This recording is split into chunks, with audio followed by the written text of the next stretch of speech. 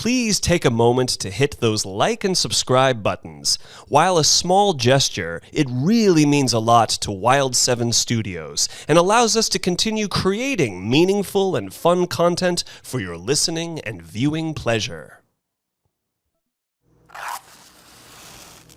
Oh, for a muse of fire that would ascend.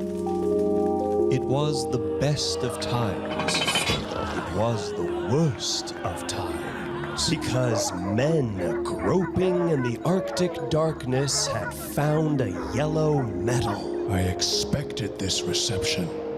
All men hate the wretched. If I loved you less, I might be able to talk about it more. Lord, I thought we were through with those Martians.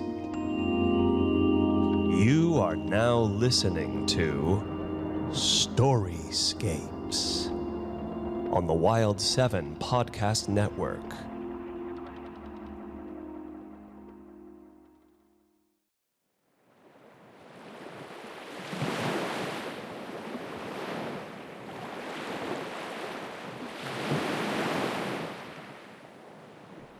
The Love Song of J. Alfred Prufrock by T.S. Elliot. Performed by Alex Rogers.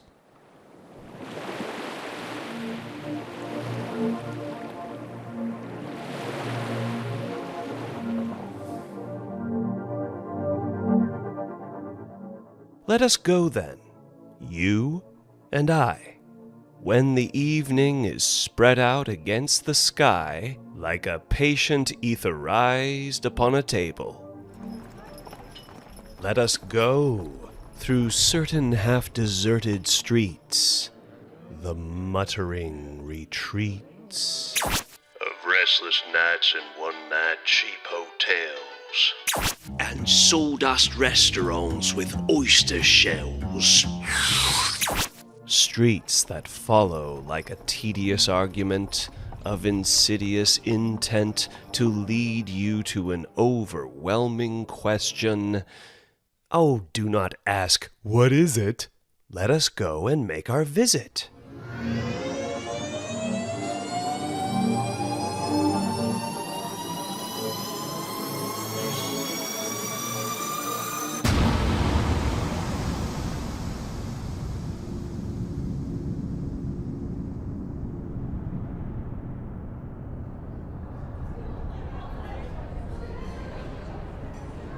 In the room the women come and go, talking of Michelangelo.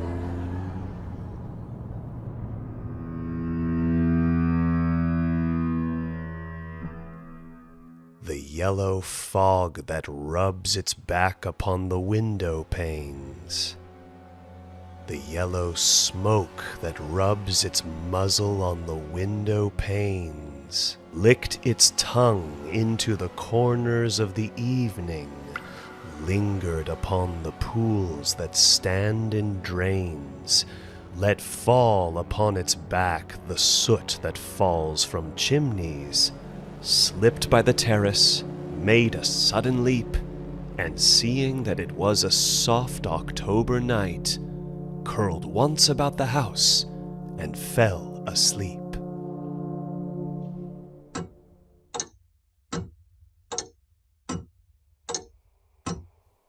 And indeed there will be time for the yellow smoke that slides along the street, rubbing its back upon the window panes. There will be time to prepare a face to meet the faces that you meet. There will be time to murder and create, and time for all the works and days of hands that lift and drop a question on your plate. Time for you and time for me, and time yet for 100 indecisions and for 100 visions and revisions before the taking of a toast and tea.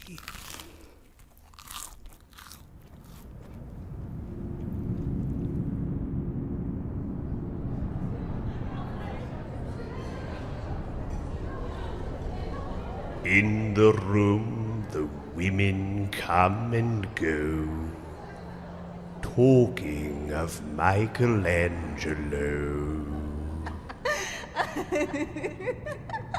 And indeed there will be time to wonder, do I dare? And do I dare? Time to turn back and descend the stair, with a bald spot in the middle of my hair. They will say, "How his hair is growing thin!" My morning coat, my collar mounting firmly to the chin, my necktie rich and modest, but asserted by a simple pin. They will say, But how his arms and legs are thin! Do I dare disturb the universe? In a minute, there is time for decisions and revisions which a minute will reverse.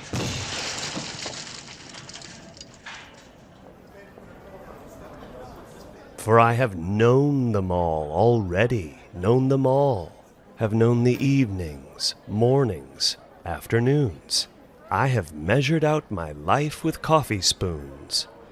I know the voices dying with a dying fall beneath the music from a farther room. So how should I presume? And I have known the eyes already, known them all. The eyes that fix you in a formulated phrase. And when I am formulated, sprawling on a pin, when I am pinned and wriggling on the wall, then how should I begin to spit out all the butt ends of my days and ways? And how should I presume? And I have known the arms already, known them all, arms that are braceleted and white and bare, but in the lamplight, downed with a light brown hair. Is it perfume from a dress that makes me so digress? Arms that lie along a table, or wrap about a shawl, and should I then presume? And how should I begin? Shall I say, I have gone at dusk through narrow streets and watched the smoke that rises from the pipes of lonely men in shirt sleeves leaning out of windows? I should have been a pair of ragged claws scuttling across the floors of silent seas.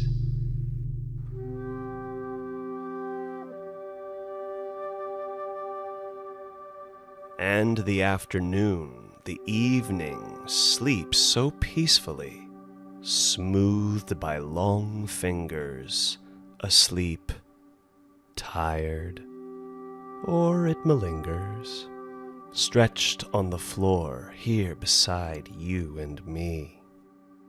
Should I, after tea and cakes and ices, have the strength to force the moment to its crisis? But though I have wept and fasted, wept and prayed, though I have seen my head, grown slightly bald, brought in upon a platter, I am no prophet, and here's no great matter.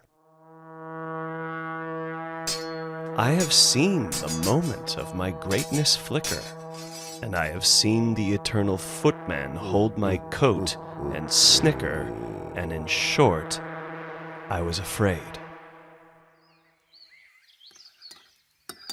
And would it have been worth it, after all?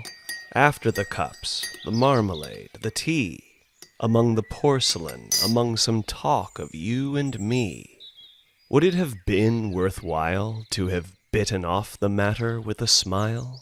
To have squeezed the universe into a ball? To roll it towards some overwhelming question?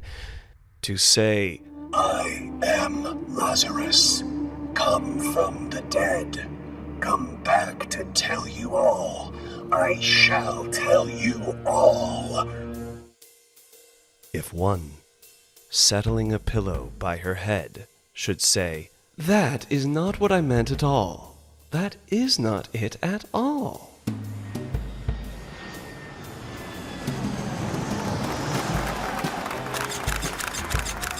And would it have been worth it, after all? Would it have been worthwhile? After the sun sets, and the dooryards, and the sprinkled streets, after the novels, after the teacups, after the skirts that trail along the floor, and this, and so much more, it is impossible to say just what I mean.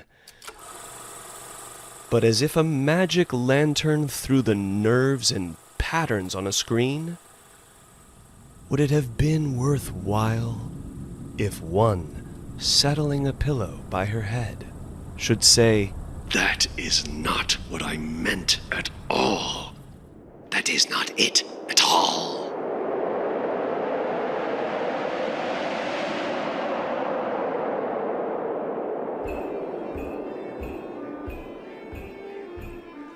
"No, I am not Prince Hamlet, nor was meant to be. Am an attendant lord, one that will do to swell a progress, start a scene or two, advise the prince, no doubt, an easy tool, deferential, glad to be of use, politic, cautious, and meticulous, full of high sentence, but a bit obtuse, at times, indeed, almost ridiculous. Almost, at times, the fool. I grow old. I grow old. I shall wear the bottoms of my trousers rolled.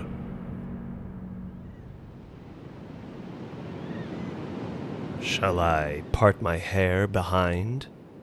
Do I dare to eat a peach?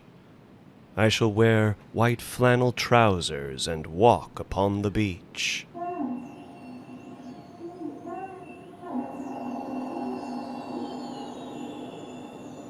I have heard the mermaids singing, each to each. I do not think that they will sing to me. I have seen them riding seaward on the waves, combing the white hair of the waves blown back when the wind blows the water white and black. We have lingered in the chambers of the sea, by sea-girls wreathed with seaweed red and brown, till human voices wake us, and we drown.